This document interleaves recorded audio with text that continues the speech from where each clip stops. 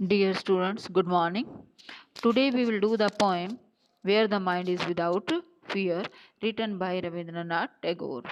First of all, we would like to discuss about the poet. Rabindranath Tagore was popularly known as Gurudev, was a Bengali poet. Bengali में पश्चिमी बंगाल से संबंधित थे और ये एक famous poet, dramatist, short story writer, novelist और philosopher थे। इन्होंने अपनी राइटिंग में इंडियननेस को बड़ी अच्छी तरह से एक्सप्रेस किया। Indian culture, Indian way of thinking, way of living सभी बहुत ही माइन्यूटली एक्सप्रेस किए। और he also mainly wrote in Bengali, but his poem, the Gitanjali, for which he was famous, was translated in so many languages. अब जो गीतांजलि जो कि एक great work है रविन्द्रनाथ टैगोर जी का, उसे बहुत सारी लैंग्वेजेस में ट्रांसलेट किया गया है। और फर्स्ट इंडियन पोइट थे जिन्हें नोबेल प्राइज से नवाजा गया था इन 1913। 1913 में जब वेस्टर्न लिटरेचर की बजाय इंडियन लिटरेचर के राइटर जो पोइट थे रविन्द्रनाथ टैगोर, उन्हें नोबेल प्राइज से नवाजा गया। तो ये फर्स्ट पोइट थे और अब तक भी मेरे ख्याल से नोबेल प्राइज किसी इंडियन राइटर को नहीं मिला उनके बाद। हालांकि इंडियन ओरिजिन्स के और भी हैं जो कॉमनवेल्थ लिटरेचर से संबंधित पोइट हैं, ड्रामेटिस्ट, उन्हें मिला है, परंतु इंडियन ओरिजिन से जो संबंधित पोइट है रविन्द्रनाथ टैगोर, इन्हें नोबेल प्राइज से नवाजा गया 1913 में। और वेस्टर्न लिटरेचर में, वेस्टर्न जो कल्चर है, उसमें रविन्द्रनाथ टैगोर को बहुत ही रेपुटेशन मिली और वेस्ट में उन्हें बहुत लाइक किया गया। इन्होंने इंडियन पेट्रियोटिज्म को बहुत ही सुंदर तरीके से अपनी पोइट्री में डिस्क्राइब किया है। गीतांजलि के लिए जाना जाता है इन्हें, और गोरा भी इनकी ग्रेट राइटिंग है जो कि इंडियन कल्चर के बारे में है।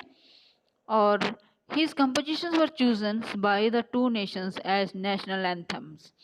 उनकी जो दो राइटिंग हैं उन्हें नेशनल एंथम के तौर पर दो देशों में स्वीकार किया गया है। हमारा भारत का राष्ट्रीय गान जैसे जन गण मन अधिनायक जय है, और बांग्लादेश का अमर सोनार बांग्ला, ये दो देशों के जो राष्ट्रीय गान है, नेशनल एंथम है, वो रविन्द्रनाथ टैगोर जी ने लिखा। तो रविन्द्रनाथ टैगोर के जो व्यूज़ थे वो टाइम से उनकी दूरदृष्टि थी, मीन्स उन्हें वो दूर का सोचते थे। And his views on culture, gender, poverty, education and freedom remain relevant even today. आज भी उनके जो विचार हैं, जो उन्होंने संस्कृति के, इंडियन संस्कृति के बारे में लिखा, जेंडर के बारे में, गरीबी, एजुकेशन, शिक्षा और आज़ादी के बारे में लिखा, उनकी आज भी राइटिंग्स रेलिवेंट है। आज भी उनके विचारों को उतना ही पसंद किया जाता है जितना कि पहले। तो अब हम डिस्कस करेंगे poem where the mind is without fear. जैसा कि टाइटल से क्लियर है कि यहाँ रविन्द्रनाथ टैगोर जी अपने देश के लोगों के दिमाग को के बारे में ये सोच रहे हैं कि ऐसा देश हो जहाँ पर मेरे देश के लोगों का दिमाग डर से भयभीत ना हो। ये जो पोएम है where the mind is without fear is taken from Gitanjali, जो कि उनका फेमस वर्क है जिसके लिए उन्हें नोबेल प्राइज मिला था। तो ये जो पोएम है फ्रॉम गीतांजलि से ली गई है, और गीतांजलि में 103 पोएम थी। ओके, और जिन्होंने उसमें इंडियननेस को बड़ी ही बारीकी तरीके से बहुत ही माइन्यूटली डिस्क्राइब किया है। तो let us start the poem where the mind is without fear. Poet इस पोएम में ऐसे देश का सपना देखता है, ऐसे लैंड का सपना देखता है, अपने देश के बारे में ऐसे सोचता है कि हे भगवान, मेरा देश ऐसा हो जहाँ पर लोगों का दिमाग डर से भयभीत ना हो, और मेरे देश के लोग हैं जो वो ऊंचा सिर करके चलें, उनकी नॉलेज है, उन्हें ज्ञान फ्री मिले।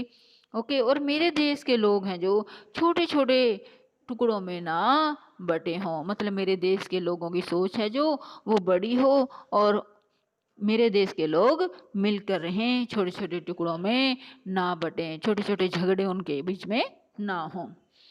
तो देश आज़ादी की लड़ाई लड़ रहा था उस वक्त, तो पोइट इसलिए कह रहे हैं यहाँ कि ऐसा सपना देखते हैं वो, where the mind is without fear and the head is held high. हे भगवान, प्रे कर रहे हैं भगवान से कि हे भगवान, ऐसा देश हो मेरा जहाँ पर मेरे देश के लोगों के मन में भय ना हो, और वो अपना सिर सेल्फ रिस्पेक्ट आत्म सम्मान से ऊंचा सिर करके जिए। वे नॉलेज इज फ्री, जहाँ पर मेरे देश के लोगों का, ऐसा देश हो जहाँ पर मेरे देश के लोगों को ज्ञान फ्री में मिले। Where the world has not been broken into fragments, fragments होते हैं छोटे छोटे टुकड़े, bye narrow domestic walls.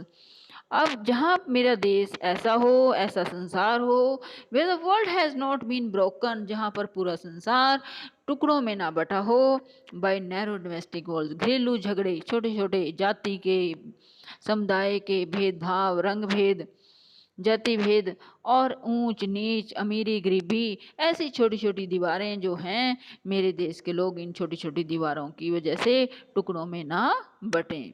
Where words come out from the depth of truth, जहाँ पर शब्द हैं जो वो सच्चाई की गहराई से निकलें, मतलब मेरे देश के लोग सच्चे हों और उनके जो शब्द हों वो सच्चाई की गहराई से निकलते हों।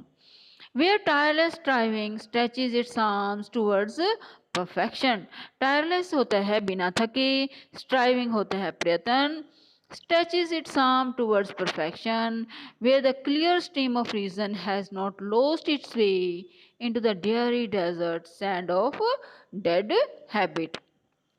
Where tireless striving, जहाँ पर लगातार प्रयत्न होते हों, स्टेजेस साम टूवर्ड परफेक्शन, परफेक्शन कुशलता निपुणता को हासिल करने के लिए जहाँ पर लोग लगातार प्रयत्न करते हों, बिना थके प्रयत्न करते रहें और वो परफेक्शन हासिल करने की तरफ बढ़ें। स्टेजेस आर्ट्स मीन्स बढ़ें। Where the clear stream of reason, जहाँ पर तर्क रूपी स्पष्ट नदी है, जो क्लियर स्पष्ट, स्ट्रीम होता है नदी, ऑफ रीजन तर्क, तर्क रूपी जो नदी है वो स्पष्ट बहे, has not lost its way into the dreary desert sand of dead habits. It means कि डेयरी होता है सूखा, डेजर्ट सूखा जो मरुस्थल का रेत है, ऑफ डेड हैबिट्स जो पुरानी आदतें हैं, पुराने रीति रिवाज हैं, उसके मरुस्थल में मेरे देश के लोगों की तर्क रूपी जो शक्ति है वो गुम ना हो जाए। कहने का मतलब ये है कि लोग अंधविश्वासी ना हों और वो पुराने जो अगर रीति रिवाज टाइम के अनुसार नहीं हैं, वो बेकार हो गए हैं, तो उन्हें छोड़ दें और रीज़न मतलब अंधविश्वासी ना हों। कहीं मतलब जैसे कुछ लोग हैं अंधविश्वासी होते हैं, बीमारी कुछ होती है और डॉक्टर के जाते नहीं और वो झाड़ फूंक में पड़ जाते हैं, तो ये अंधविश्वास है।